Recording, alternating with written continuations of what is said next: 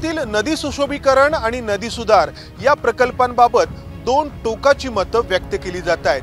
हे प्रकल्प झाल्यामुळे पुण्याचा नदीकाठ अतिशय सुंदर बनेल, व्हेनिस सारखा बनेल असा दावा एका बाजूकडून केला जातोय, तर या प्रकल्पामुळे नदीपात्रात बदल केले जात आहेत, त्यामुळे पुण्यात पूर येतील आणि पुणे अतिशय गंभीर परिस्थितीकडे ओढलं जाईल असा दावा दुसऱ्या बाजूकडून केला जातोय। वास्तव या दोन्हींच्या मध्ये कुठेतरी असण्याची शक्यता आहे।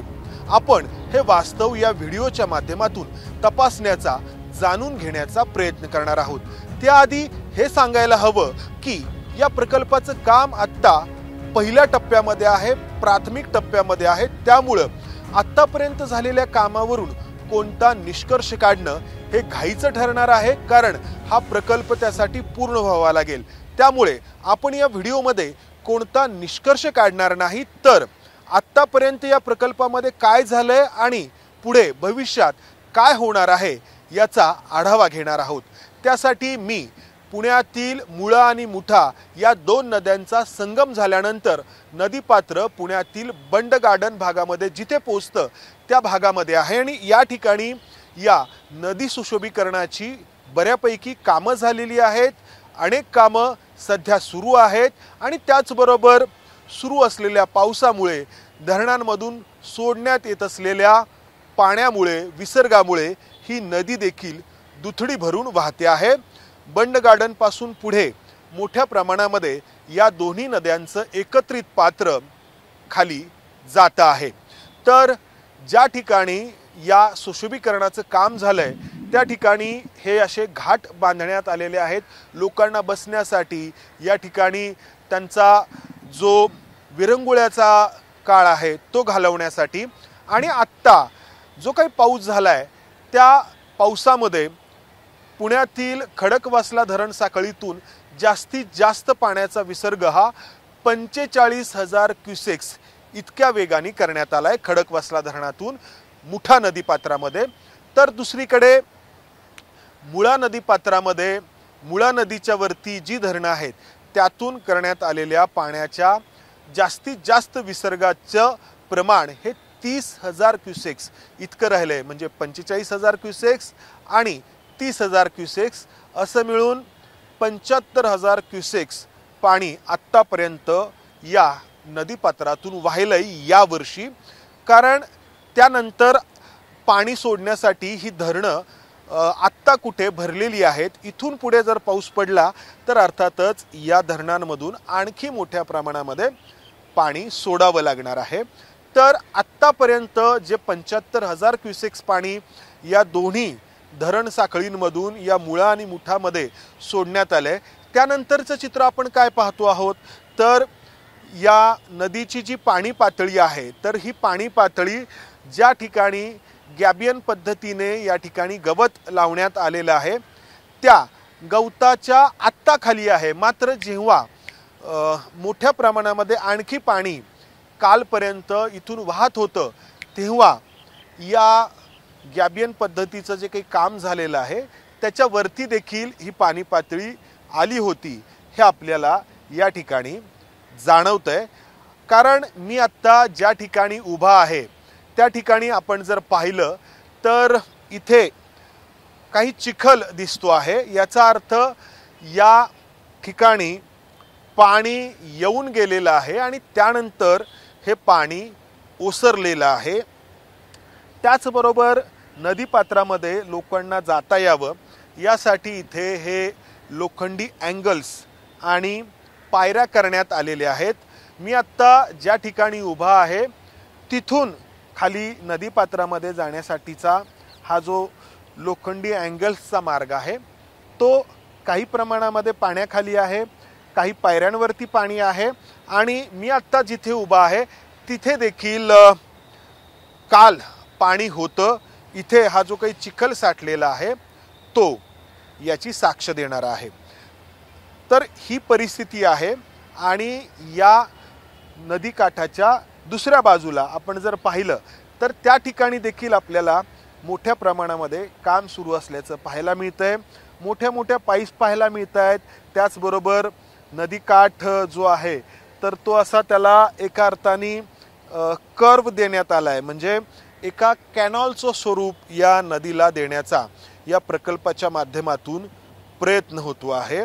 आणि एकूण 11 टप्पे या प्रकल्पाचे आहेत, त्यापैकी आत्तापर्यंत अवघे 3 टप्पे जे आहेत त्या 3 टप्प्यांचं काम सुरू आहे। त्यामुळे मी सुरुवातीलाच म्हटलं की अतिशय प्राथमिक अवस्थेमध्ये हा प्रकल्प आहे आणि एकूण 11 टप्पे या प्रकल्पाचे असणार आहेत, ज्या अंतर्गत पुण्यातील मुळा आणि मुठा या 2 नद्यांचं 44 किलोमीटरचं सुशोभीकरण, या दोन्ही नद्यांच्या काठांचं 44 किलोमीटरचं सुशोभीकरण या प्रकल्पाच्या माध्यमातून करण्यात येणार आहे। त्यासाठी 4,800 कोटी रुपये खर्च करण्यात येणार आहेत।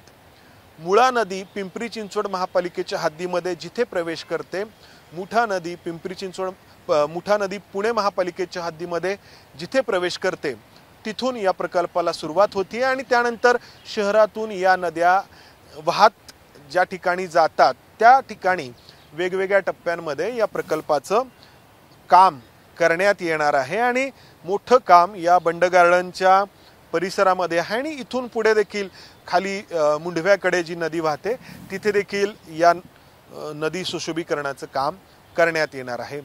तर सुरुवातीला म्हटलं त्या पद्धतीने या प्रकल्पाबद्दल 2 टोकाची मतं व्यक्त करण्यात येत आहेत।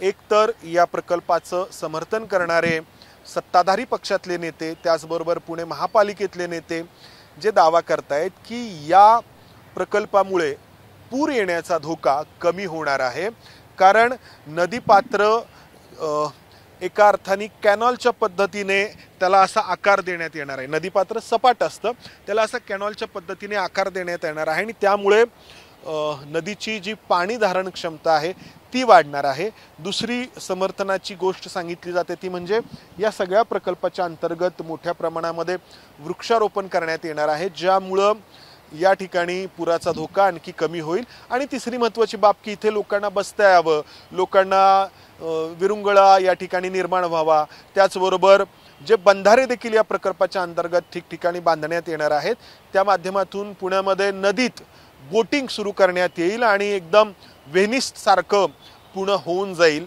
अशा पद्धतीचं चित्र एका बाजूकडून रंगवण्यात येते, पुणेकरांच्या समोर ते मांडण्यात येते आणि त्याचं समर्थन जोरदार पद्धतीने करण्यात येते। हा एक भाग झाला, ही एक बाजू झाली। अर्थातच या प्रकल्पावरून मोठे राजकारण देखील होत आहे।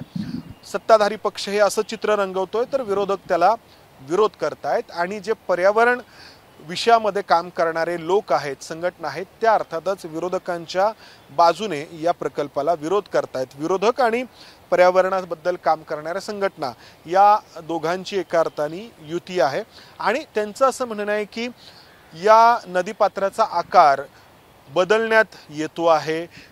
जे सपाट नदीपात्र असतं ते असं कॅनॉलच्या पद्धतीने करण्यात येते आणि त्याच्यामुळे या नदीची पाणी धारण क्षमता ही 38% कमी होणार आहे आणि त्यामुळे पुराचा धोका आणखी वाढणार आहे। म्हणजे पहिल्या बाजूकडून जो पूर नियंत्रणासाठी हा प्रकल्प राबवण्यात येतोय असा दावा केला जातोय, तो अगदी चुकीचा आहे असा दावा दुसरी बाजू करते आहे। त्याचबरोबर या नदीच्या काठांवरची 6,000 झाडं तोडण्यात येणार आहेत असा देखील आरोप या माध्यमातून करण्यात येतो आहे आणि सुशोभीकरणाचं हे जे काही काम आहे ते कितपत टिकेल याबद्दल देखील आक्षेप घेतला जातोय, कारण हे असं जर पाणी या ठिकाणी आलं आणि पाण्याखाली जर हा सगळा भाग गेला तर मग या सगळ्या कामाचं काय, इतका मोठा खर्च करून काय उपयोग, असा देखील दावा दुसऱ्या बाजूकडून करण्यात येतोय। आता या सगळ्या प्रकल्पाला आपण कशा पद्धतीने बघायचं तर बहुतेक जे काही आक्षेप घेतले जात आहेत किंवा समर्थनार्थ ज्या काही गोष्टी सांगितल्या जात आहेत त्या पर्यावरणाच्या अनुषंगाने सांगितल्या जात आहेत। समर्थन करणारी बाजू म्हणते की यामुळे नदी अतिशय स्वच्छ होणार आहे, नदीकाठ अतिशय सुंदर होणार आहेत, पुराचा धोका कमी होणार आहे आणि पर्यावरणाचं रक्षण होणार आहे। तर दुसरी बाजू नेमकी याच्या उलट मांडणी करते की यामुळे पूर येतील, झाडं कमी होणार आहेत आणि पुणे बकाल होणार आहे। तर हे पर्यावरणाशी संबंधित आक्षेप आणि समर्थन झालं। तिसरी बाजू आहे ती आहे या नदी प्रकल्पाच्या माध्यमातून जे अर्थकारण करण्याचा प्रयत्न होतोय त्याची। या प्रकल्पासाठी 4800 कोटी रुपये खर्च होणार आहेतच, मात्र या प्रकल्पासाठी नदीच्या काठावरती असलेल्या ज्या खाजगी जागा आहेत, ज्या खाजगी जागांमध्ये आत्तापर्यंत कोणतंही बांधकाम करता येत नव्हतं, त्यामुळे त्या तशाच पडून होत्या, त्या खाजगी जमीन मालकांना मोठ्या प्रमाणामध्ये TDR देण्यात येणार आहे। या TDR ची किंमत किती असू शकते? काही कोटींमध्ये, 100 कोटींमध्ये की 1000 कोटींमध्ये? याचा अंदाज पुण्याच्या बांधकाम क्षेत्राचं अर्थकारण ज्यांना बऱ्यापैकी ठाऊक आहे त्यांना यायला हरकत नाही की या प्रकल्पाची दुसरी बाजू, एका बाजूला जशी पर्यावरणाची आहे तशीच एक अर्थकारणाची बाजू देखील आहे आणि त्या माध्यमातून या नदीकाठच्या खाजगी जमिनी वेगवेगळ्या मालकांच्या तर त्यांना काही कोटींमध्ये TDR देण्यात येणार आहेत आणि हे अर्थकारण देखील या प्रकल्पाच्या मागे आहे, हे आपण लक्षात घ्यायला हवं। पुण्यामध्ये या पावसाळ्यामध्ये पाणी सोडण्यात आल्यानंतर एकता नगर सारख्या किंवा इतरही ठिकाणी अनेक भागांमध्ये पाणी गेलं आणि त्यानंतर या पाणी जाण्याला जी काही कारणं जबाबदार आहेत त्यामध्ये हे नदी सुशोभीकरणाचं देखील काम जबाबदार आहे असा आरोप करण्यात आला। मात्र मी जसं म्हटलं की हा आरोप करणं खूप घाईचं होईल, कारण हे प्रकल्पाचं काम आत्ता अगदी प्राथमिक टप्प्यामध्ये आहे, त्यामुळे पुराची कारणं वेगळी होती, मोठ्या प्रमाणामध्ये नागरिकांना न सांगता पाण्याचा विसर्ग करणं आणि अर्थातच मुख्य कारण म्हणजे खूप मोठ्या प्रमाणामध्ये कमी वेळात जास्त पाऊस पडणं। त्यामुळे या नदी सुशोभीकरणाच्या प्रकल्पाला या पुण्यात ओढवलेल्या पूरस्थितीला आत्ता जबाबदार धरणं हे अर्थातच घाईचं ठरणार आहे। मात्र भविष्यामध्ये काय परिस्थिती असू शकते, कारण आपण जर पाहिलं तर 75,000 क्युसेक्सनी दोन्ही बाजूंकडून पाण्याचा विसर्ग करण्यात आल्यानंतर पाणी इथपर्यंत आलंय। म्हणजे मी आत्ता ज्या पायरीवरती उभा आहे तिथं काही पाणी आलं होतं आणि त्यानंतर इथे खाली त्यानंतर हे पाणी ओसरलंय पाण्याचा विसर्ग कमी करण्यात आल्यानंतर। मात्र भविष्यामध्ये जेव्हा ही सगळी धरणं आत्ता भरलेली आहेत, पुन्हा पाऊस होईल आणि पुन्हा जर पूर्ण क्षमतेने पाण्याचा विसर्ग सुरू झाला आणि त्यानंतर हे आत्तापर्यंत 3 टप्प्यांमध्ये सुरू असलेलं काम जेव्हा पूर्ण 11 टप्प्यांमध्ये पूर्ण होईल आणखी मोठ्या प्रमाणामध्ये काम, तेव्हा काय परिस्थिती असेल? पुण्यातील हा नदी सुशोभीकरणाचा प्रकल्प हा गुजरातमधल्या साबरमती नदीच्या पार्श्वभूमीवरती राबवण्यात येतोय, मात्र त्या प्रकल्पामध्ये आणि या प्रकल्पामध्ये मोठा फरक आहे।